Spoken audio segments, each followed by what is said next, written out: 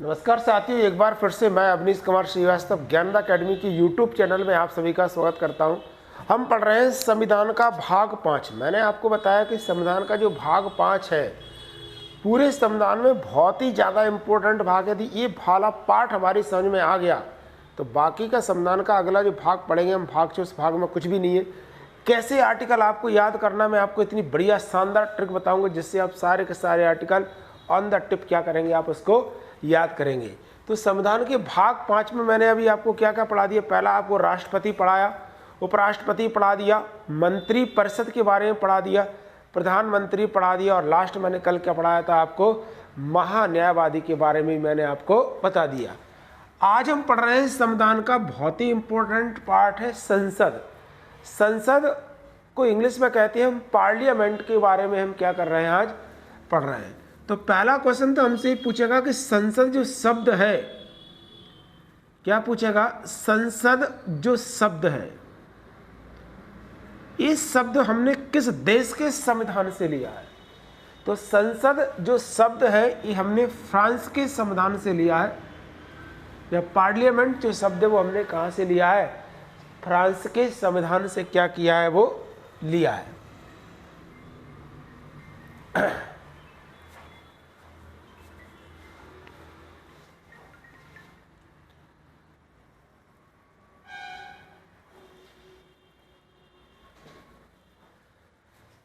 तो पार्लियामेंट जो शब्द है वो हमने कहाँ के संविधान से लिया है, फ्रांस के संविधान से लिया है। और भारत में संसदीय शासन व्यवस्था को, भारत में संसदीय शासन व्यवस्था को अपनाया गया है। किस व्यवस्था को अपनाया गया है, संसदीय शासन व्यवस्था को अपनाया गया है। और संसदीय शासन व्यवस्था जो है ये हमने कहाँ से ली है, ब्रिटेन के संविधान से लिया है। तो संसदीय शासन व्यवस्था का प्रावधान यदि हमसे पूछता है कि किस देश के संविधान से लिया है, तो संसदीय शासन व्यवस्था का जो प्रावधान है वो हमने ब्रिटेन के संविधान से क्या किया है, लिया है। एक क्वेश्चन पूछता है कि भारत की जो संसद है, संसद का डिजाइन किसके द्वारा तैयार किया गया। तो संसद का जो डिजाइन है वो किसने तैयार किया था, एडविन लुटियंस ने क्या किया, इसको तैयार किया।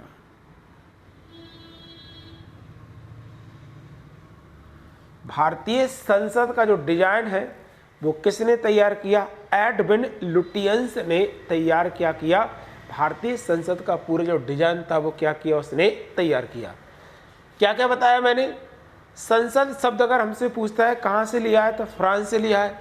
भारत में किस व्यवस्था को अपनाया गया है, संसदीय शासन व्यवस्था को अपनाया गया है। और यदि पूछे संसदीय शासन व्यवस्था का जो प्रावधान है वो हमने किस देश के संविधान से लिया है, तो संसदीय शासन व्यवस्था का जो प्रावधान है वो हमने कहाँ से लिया है, ब्रिटेन के संविधान से लिया है। और यदि पूछता है संसद का डिजाइन जो है वो किसके द्वारा तैयार किया गया, तो संसद का डिजाइन जो है वो किसने तैयार किया था, एडविन लुटियंस ने तैयार किया था।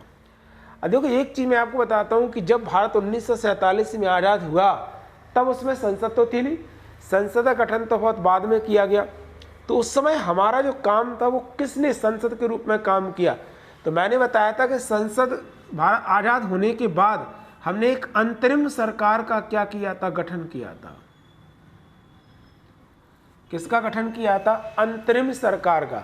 मैंने बताया था कि अंतरिम सरकार उस सरकार को कहा जाता है जो संविधान बनने से लेकर उसकी लागू होने तक क्या करती है, कार्य करती है। तो ये 2 सितंबर 1946 को जवाहरलाल नेहरू के नेतृत्व में जो हमने अंतरिम सरकार का गठन किया, इसने हमारा कब तक काम किया, जब तक भारत का संविधान बनकर तैयार नहीं हो गया। तो इसने ही तब तक क्या किया, संसद के रूप में क्या किया, काम किया था। तो अंतरिम सरकार का गठन कब हुआ, 2 सितंबर 1946 को जवाहरलाल नेहरू के नेतृत्व में हमने क्या किया, अंतरिम सरकार का क्या किया, गठन किया था, जिसने संसद के रूप में उस समय तक काम किया जब तक कि भारत का संविधान बनकर तैयार नहीं हो गया। आज हमको क्या पढ़ना है, संविधान, संसद के बारे में हम पढ़ेंगे। संविधान का भाग 5 का बहुत ही इंपॉर्टेंट टॉपिक है जिसको मैं आज आपको क्या कर रहा हूं, पढ़ा रहा हूँ। चलिए इसको नोट कर लीजिए।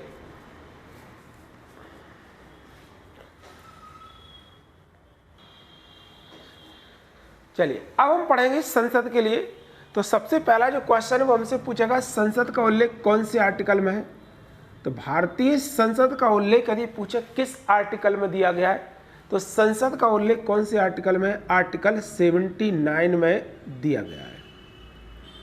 तो 79 जो आर्टिकल है इसमें किसका उल्लेख किया गया है, संसद का उल्लेख किया गया है, जिसके अनुसार संसद के कुल कितने अंग होते हैं, ये हमसे एग्जाम में पूछेगा। टोटल संसद के कितने पार्ट होते हैं, तो संसद के कुल कितने अंग होते हैं, 3 अंग होते हैं। पहला होता है राष्ट्रपति, प्रेसिडेंट, दूसरा होता है राज्यसभा, और तीसरा क्या होता है, लोकसभा, जिसे हाउस ऑफ पीपल के नाम से भी जाना जाता है। तो संसद के टोटल कितने पार्ट हैं, 3 अंग होते हैं। पहला हमसे क्वेश्चन ये भी पूछ सकता है कि संसद का उल्लेख कौन से आर्टिकल में, 79 में है। संसद के कुल अंगों की संख्या कितनी है, तो संसद के कुल अंगों की संख्या कितनी है, 3 है। कौन कौन से 3 अंग हैं, तो पहला कौन सा है, राष्ट्रपति है, दूसरा कौन सा है, राज्यसभा है, और तीसरा यदि पूछता है कौन है, तो लोकसभा है। राष्ट्रपति कंप्लीट हम पढ़ चुके हैं पहले।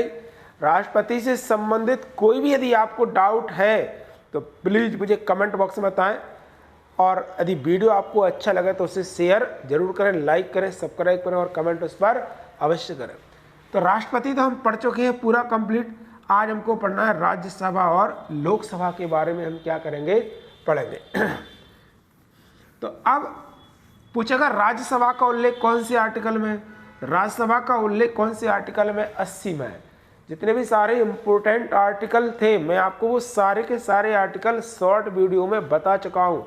एग्जाम की दृष्टि से बहुत ही ज़्यादा इंपॉर्टेंट है। जो आप छोटे एग्जाम देते हैं, एसएससी जीडी का हो गया, एमपी पुलिस का हो जाए, यूपी पुलिस का, उसके लिए मैंने कंप्लीट 4-5 जो शॉर्ट वीडियो है उसमें सारे के सारे आर्टिकल, जितने भी सारे इंपॉर्टेंट आर्टिकल थे जो एग्जाम में अधिकतर पूछे जाते हैं, वो मैंने आपको सारे के सारे क्या किया वहाँ पर आपको डिस्क्राइब करके बताया है।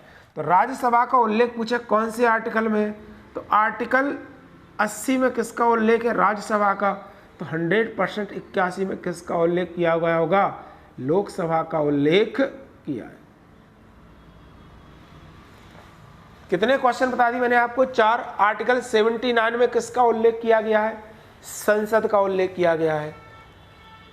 80 में किसका उल्लेख किया गया है, राज्यसभा का उल्लेख। 81 में पूछे किसका उल्लेख किया गया है, लोकसभा का उल्लेख किया गया है। संसद के कुल अंगों की संख्या पूछे कितनी होती है, 3 होती है। पहला पूछे कौन सा है, राष्ट्रपति है, दूसरा पूछता है कौन सा है, राज्यसभा है, तीसरा पूछता है कौन सा है, तो तीसरा आंसर कौन सा हो जाएगा, लोकसभा हो जाएगा। यहाँ तक यदि किसी को दिक्कत हो तो बताना आप मुझे। बिल्कुल, आज हम पढ़ेंगे किसके बारे में, राज्यसभा के और लोकसभा के बारे में आज क्या करेंगे, हम पढ़ते हैं। तो सबसे पहले राज्यसभा को थोड़ा सा डिस्क्राइब करेंगे। राज्यसभा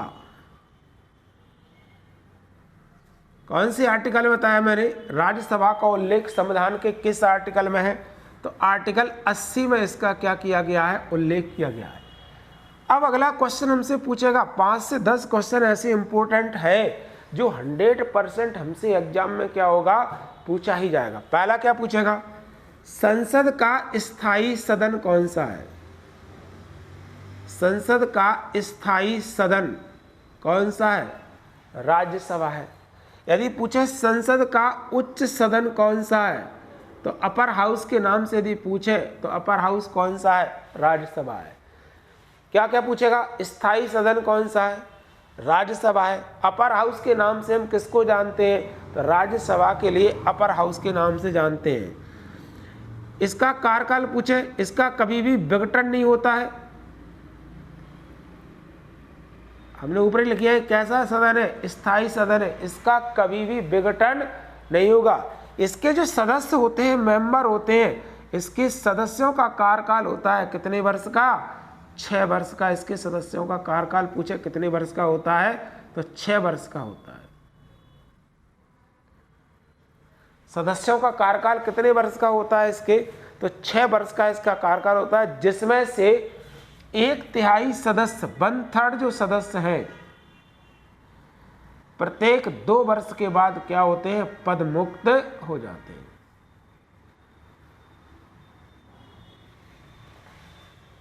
क्या बता दिया, अपर हाउस है, स्थायी सदन है, क्यों, क्योंकि इसका कार्यकाल कैसा होता है, निश्चित होता है, कभी विघटित नहीं हो सकती है। सदस्यों का कार्यकाल पूछे कितने वर्ष का होता है, तो 6 वर्ष का होता है। इसमें से 1/3 जो सदस्य होते हैं वो प्रत्येक 2 वर्ष के बाद क्या हो जाते हैं, पद मुक्त हो जाते हैं। इसलिए इसमें सदस्यों की संख्या क्या होती है, हमेशा बनी रहती है। यदि पूछे राज्यसभा में कुल सदस्यों की संख्या अधिकतम कितनी हो सकती है, तो राज्यसभा में कुल सदस्यों की संख्या यदि पूछता है कितनी हो सकती है, तो टोटल 250 सदस्य क्या हो सकते हैं, राज्यसभा में हो सकते हैं। इसको हटा देता हूं थोड़ा सा।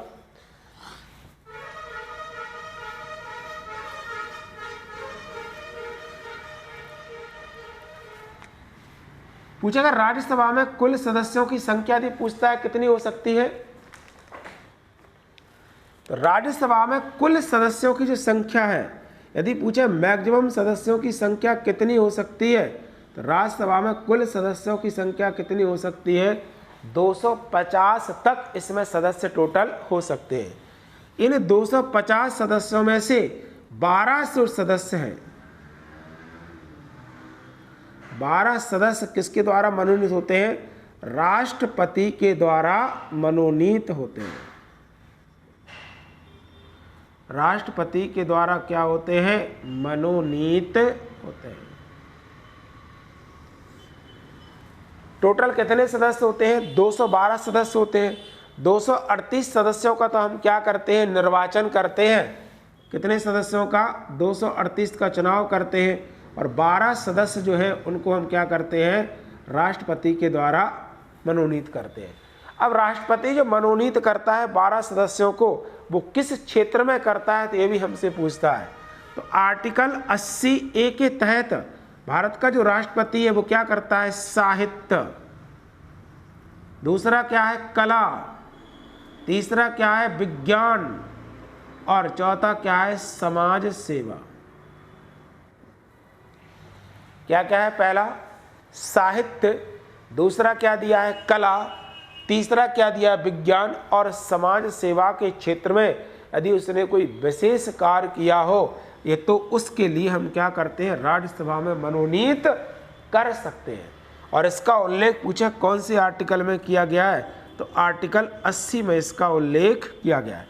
आर्टिकल 80A के तहत भारत का राष्ट्रपति राज्यसभा में 12 सदस्यों को क्या करता है, मनोनीत करता है। किस क्षेत्र में करता है, तो साहित्य हो गया पहला, दूसरा कला हो जाएगा, तीसरा विज्ञान हो जाएगा, और चौथा समाज सेवा हो जाएगा। ध्यान रखना इसमें खेल सम्मिलित नहीं है। हमसे यदि क्वेश्चन पूछे सचिन तेंदुलकर को राज्यसभा में किस क्षेत्र में मनोनीत किया गया, सचिन तेंदुलकर को राज्यसभा में किस क्षेत्र में मनोनीत किया गया। अब इसमें क्या क्या दिया है, साहित्य, कला, विज्ञान और समाज सेवा। सचिन तेंदुलकर क्या है, खिलाड़ी है, तो आपको पहला ऑप्शन उसमें क्या मिलेगा, खेल, और हमको क्या लगेगा, इसका आंसर यही सही होगा। लेकिन इसमें खेल तो है ही नहीं, तो किसके अंतर्गत आ जाएगा, कला के अंतर्गत। क्यों, ऐसी जितनी भी सारी चीजें जिन्हें हम अभ्यास के द्वारा सीख सकते हैं वो सब किसके अंतर्गत आती है, कला के अंतर्गत आती है। इसलिए सचिन तेंदुलकर को जो राज्यसभा में मनोनीत किया गया वो किस क्षेत्र में किया गया, कला में। या रेखा को पूछे किस क्षेत्र में किया गया था, नवजोत सिंह सिद्धू को किस क्षेत्र में किया गया, है ना। तो जितने भी सारी चीजें वो अभ्यास के द्वारा सीख सकते हैं वो सब किसके अंतर्गत आ जाएगी, कला के अंतर्गत आती है। तो भारत का राष्ट्रपति आर्टिकल 80A का प्रयोग कर साहित्य, कला, विज्ञान और समाज सेवा के क्षेत्र में क्या कर सकता है, टोटल 12 सदस्यों को क्या करता है, मनोनीत करता है। इतना आगे समझे। अब पूछेगा ये जो प्रावधान है कि भारत का राष्ट्रपति राज्यसभा में 12 सदस्यों को मनोनीत करता है, ये प्रावधान हमने किस देश के संविधान से लिया है। भारत का राष्ट्रपति राज्यसभा में 12 सदस्यों को मनोनीत करता है, ये प्रावधान हमने कहाँ से लिया है, तो आयरलैंड के संविधान से लिया है। ये प्रावधान हमने कहाँ से लिया है? आयरलैंड के संविधान से ये प्रावधान हमने क्या किया है? लिया है कि भारत का राष्ट्रपति राज्यसभा में 12 सदस्यों को क्या करता है? मनोनीत करता है। इतनी बात आई समझ में? राज्यसभा में मैक्सिमम सदस्यों की संख्या कितनी हो सकती है? 250, जिसमें 238 का चुनाव हम कहाँ से करते हैं? राज्य और केंद्र शासित प्रदेश से। 12 सदस्य ऐसे होते हैं जिन्हें राष्ट्रपति क्या करता है? मनोनीत करता है। किस क्षेत्र में मनोनीत करता है?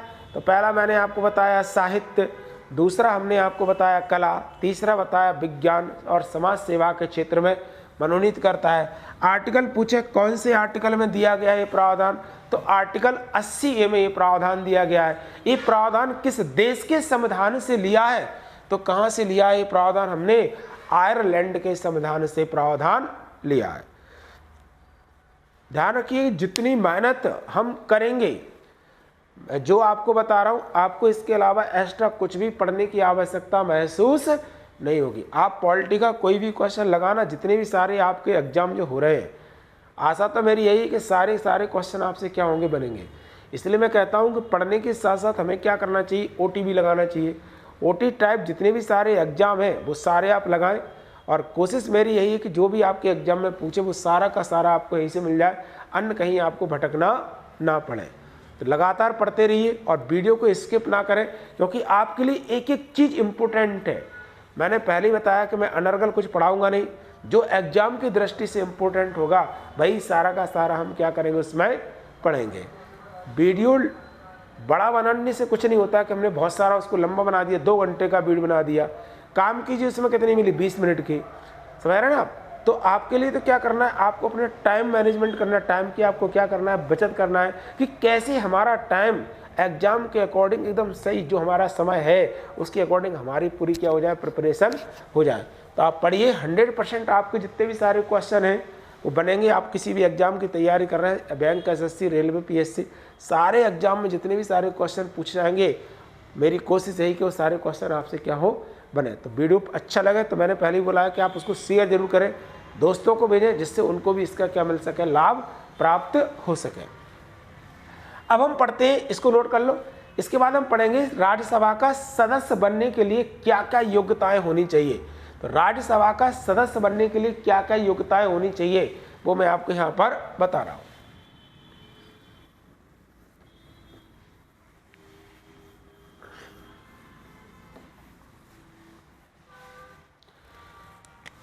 अब क्या है? राज्यसभा का सदस्य बनने के लिए योग्यता है।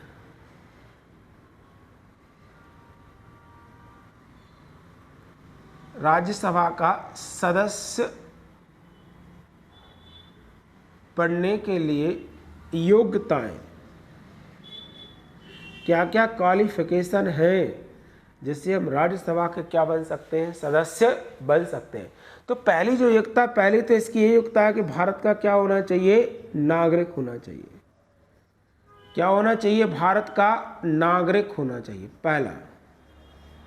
अब मैंने कहा कि एज, हर जितने भी सारे पद हैं उनमें हमसे सबसे ज़्यादा एज ही पूछी जाएगी, और भाई हमें क्या करना है? याद करना है। तो पूछेगा एज कितनी हो चाहिए? तो आयु कम से कम कितने वर्ष की होना चाहिए? आयु कम से कम कितनी होना चाहिए? 30 वर्ष की होनी चाहिए। तो राज्यसभा का सदस्य बनने के लिए जो उम्र है वो हमारी कितनी होनी चाहिए? 30 वर्ष की होनी चाहिए। मैक्सिमम का कोई भी प्रावधान नहीं है, मिनिमम कम से कम कितनी होनी चाहिए? 30 वर्ष की होनी चाहिए।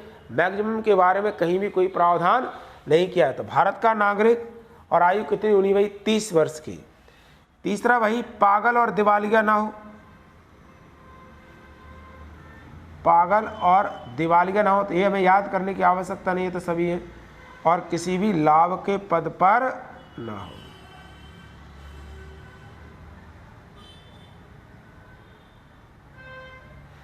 भारत का नागरिक होना चाहिए। आयु कम से कम कितनी होनी चाहिए? 30 वर्ष की होनी चाहिए। पागल और दिवालिया ना हो, और किसी भी लाभ के पद पर ना हो।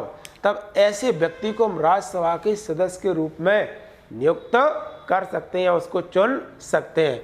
तो हमको केवल एक चीज़ विशेषकर ध्यान रखना है, हमसे जब भी पूछेगा कि राज्यसभा सदस्य बनने के लिए न्यूनतम आयु कितनी होनी चाहिए, तो राज्यसभा का सदस्य बनने के लिए न्यूनतम जो आयु है वो कितने वर्ष की होनी चाहिए? 30 वर्ष की उसकी आयु होनी चाहिए।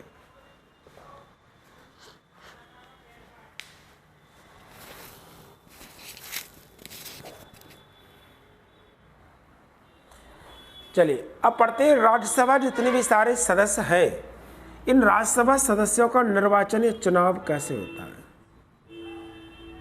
राज्यसभा सदस्यों का चुनाव कैसे होता है? जितने भी सारे राज्य विधानमंडल के निर्वाचित सदस्य हैं, राज्य विधानमंडल, कौन? राज्य विधानमंडल के निर्वाचित सदस्यों के द्वारा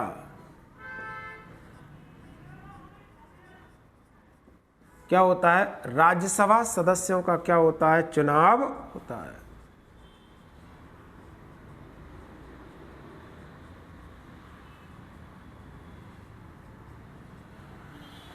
जितने भी सारे राज्य विधानमंडल के निर्वाचित सदस्य होते हैं, उन सभी के द्वारा राज्यसभा के सदस्यों का क्या करते हैं? हम चुनाव करते हैं, और इन सदस्यों में मनोनीत सदस्य सम्मिलित नहीं होते हैं।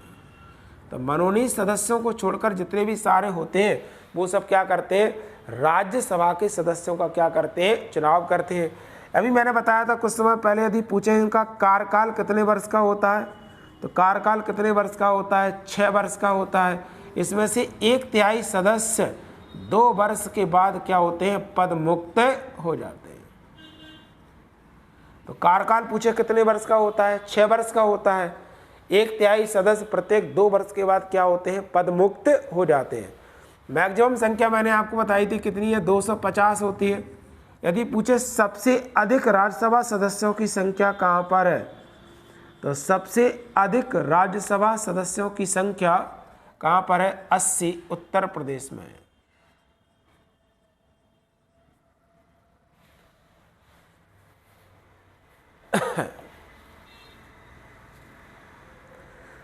सबसे अधिक राज्यसभा सदस्यों की संख्या यदि पूछे कहाँ पर है, तो 31 कहाँ पर है? उत्तर प्रदेश में है। इसके बाद महाराष्ट्र में पूछे कितनी है, तो महाराष्ट्र में इसकी संख्या कितनी है? टोटल 19। और यदि हमसे पूछे मध्य प्रदेश में राज्यसभा सदस्यों की संख्या कितनी है, तो मध्य प्रदेश में राज्यसभा सदस्यों की कुल संख्या यदि पूछता है कितनी है, तो मध्य प्रदेश में राज्यसभा सदस्यों की कुल संख्या कितनी है? 11 है।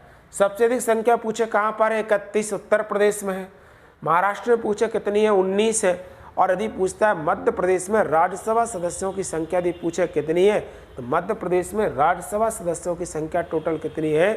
11 क्या होती है? इनमें संख्या होती है। किसमें? मध्य प्रदेश में राज्यसभा सदस्यों की संख्या कितनी है? 11। इसको नोट कर लीजिए।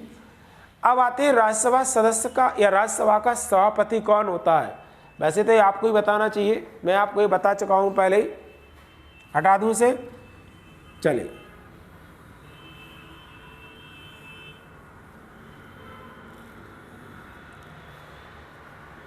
अब पूछता है राज्यसभा का सभापति कौन होता है।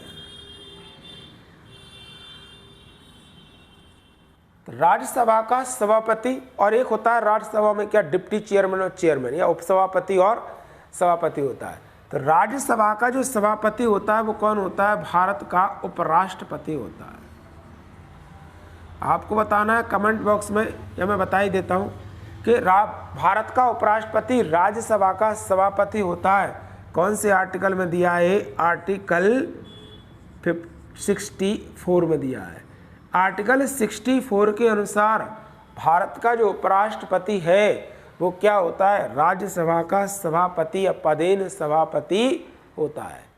समझ गए ना? तो भारत का उपराष्ट्रपति क्या होता है? राज्यसभा का क्या होता है? सभापति होता है।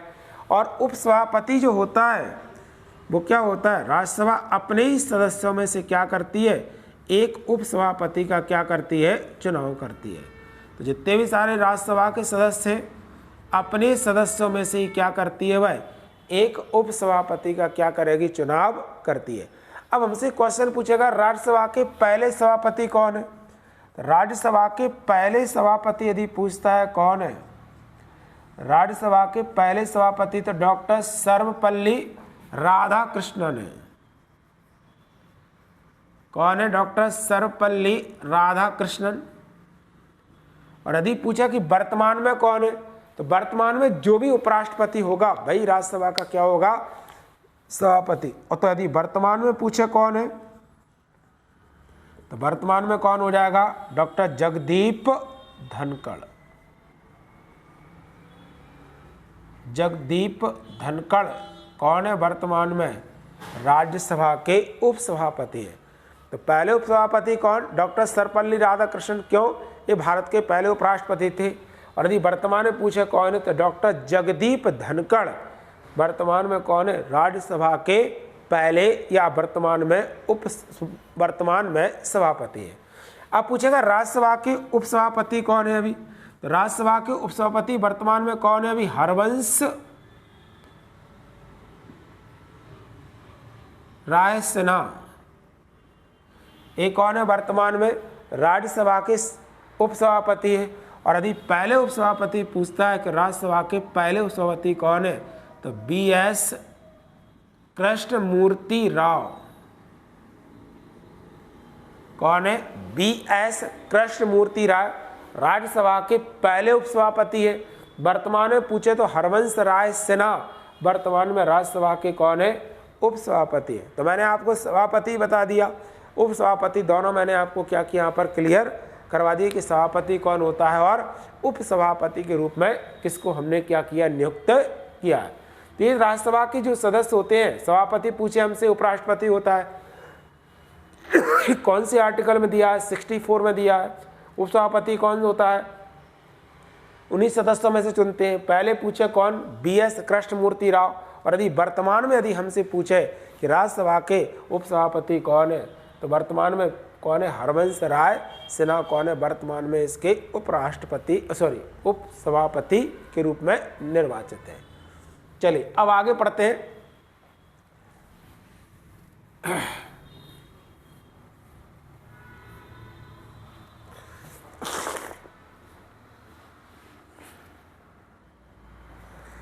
चलिए अब पढ़ते हैं राज्यसभा के क्या क्या मैक्सिमम कार्य है। तो पहला तो हमें पढ़ना है आर्टिकल 249, एक थोड़ा इंपॉर्टेंट है कि आर्टिकल 249 में राज्यसभा क्या करती है, 2/3 बहुमत से एक प्रस्ताव पारित करके राज्य सूची में शामिल किसी भी विषय को राष्ट्रीय महत्व का विषय घोषित कर उस पर क्या कर सकती है, कानून बना सकती है। तो कभी हमसे पूछ लेता है आर्टिकल 249 में क्या दिया है, तो राज्य सूची के किसी भी विषय में शामिल किसी विषय को राष्ट्रीय महत्व का विषय घोषित कर उस पर क्या कर सकती है, वो कानून बना सकती है। और आर्टिकल 312 बहुत इंपॉर्टेंट, कई बार एग्जाम में हमसे पूछता है। तो आर्टिकल 312 के तहत राज्यसभा क्या कर सकती है, राज्यसभा नई अखिल भारतीय सेवा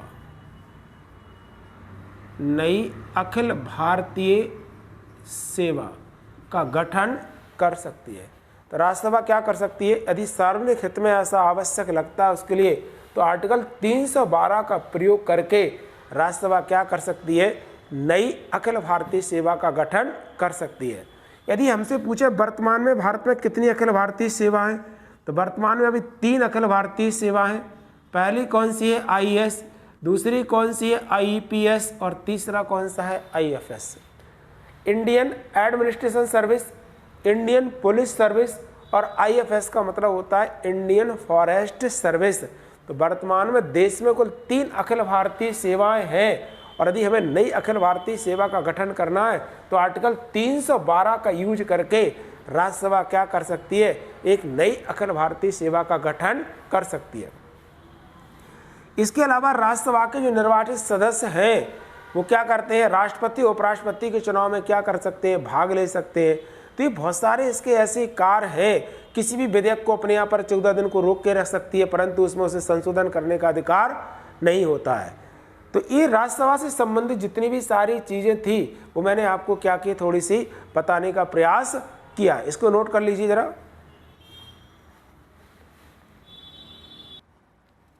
नोट कर लिया। एक लास्ट में नोट डाल कर लिख लो कि यदि पूछे राज्यसभा का गठन कब हुआ, राज्यसभा का गठन यदि पूछता है हमसे कब हुआ, राज्यसभा का गठन कब हुआ, 3 अगस्त 1952 को, 3 अगस्त 1952 को राज्यसभा का क्या किया गया, गठन किया गया। तो राज्यसभा से संबंधित जितनी भी सारी चीज़ें आपके काम की थी वो मैंने प्रयास किया कि आपको बता दिया है। आप ओटी लगाइए, आशा तो यही है कि आपके सारे क्वेश्चन इसमें क्या होंगे, बन जाएंगे। वीडियो अच्छा लगा तो प्लीज़ इसे लाइक करें, कमेंट करें, सब्सक्राइब करें और अपने दोस्तों को शेयर जरूर करें। तब तक के लिए जय हिंद, जय भारत के साथ।